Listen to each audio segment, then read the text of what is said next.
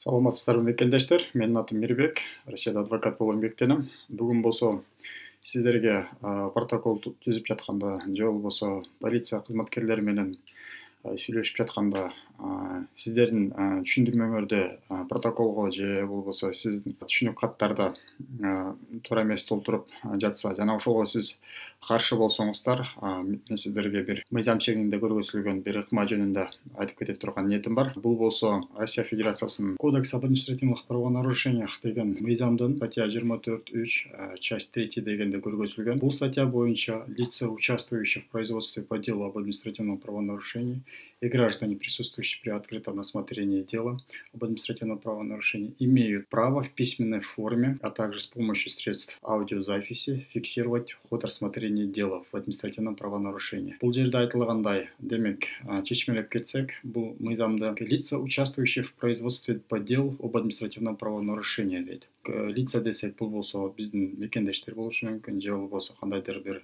нарушение кылган бардык адамдар болушу мүмкүн.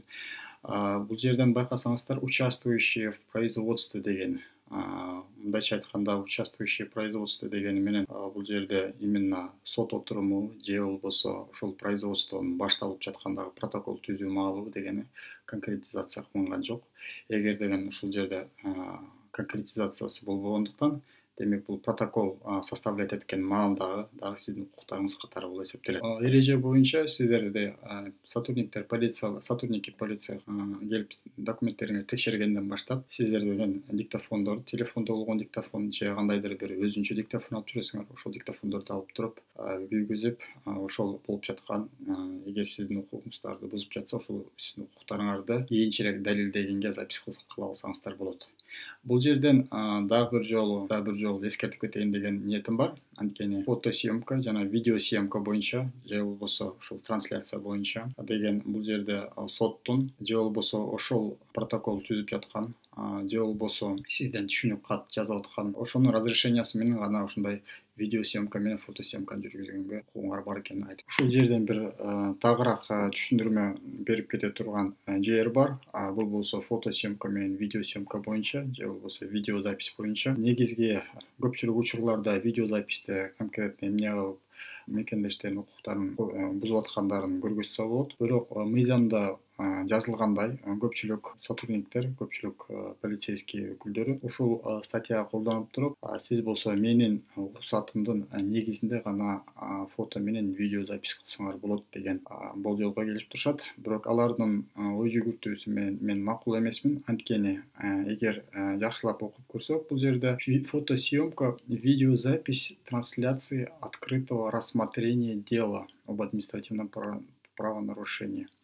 Демек, мындайча айтканда, открытое рассмотрение дела об административном правонарушении деген бул уже рассмотрение, уже карап чыгышы деген. Протокол түзүп жаткандагы бул болсо производство маалы болуп эсептелет, а рассмотрение болсо жыйынтыктоочу, карап чыгуу деген түшүнүктө болгондуктан дайым полицейский өкүлдөрүнө айтам, бул болсо сиздин уруксатыңыз кереги жок.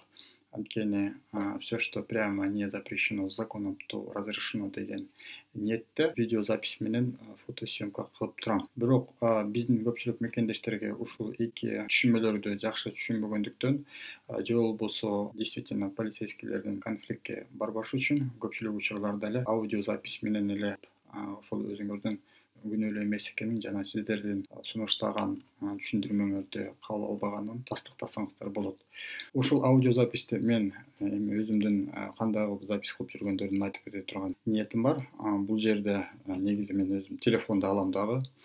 Телефондогу диктофонду включать этер мурун телефондо авиарежим деген функциясы бар.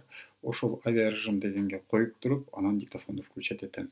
Эмне үчүн дегенде, анткени ошол сотрудниктер менен сүйлөшүп жатканда ар кандай телефондон звоноктор келип калса, анда ошол запистин баары тең үзүлүп калышы мүмкүн, же болбосо ошол телефон чалган маалда ошол запистердин баары тең жоголуп калышы мүмкүн. Эгерде ушул сыяктуу видеороликтер сиздерге жагымдуу болсо, анда менин баракчама кошулуңуздар, же болбосо ушундай видеолордун астына өзүңөрдүн сурооңорду берип туруңуздар. Ушундай бир пайдалуу ыкмаларды айтып бергенге аракет кылам. Же болбосо ушундай комментарийиңиздерди берип туруңуздар. Рахмат, көңүл бургандарыңызга.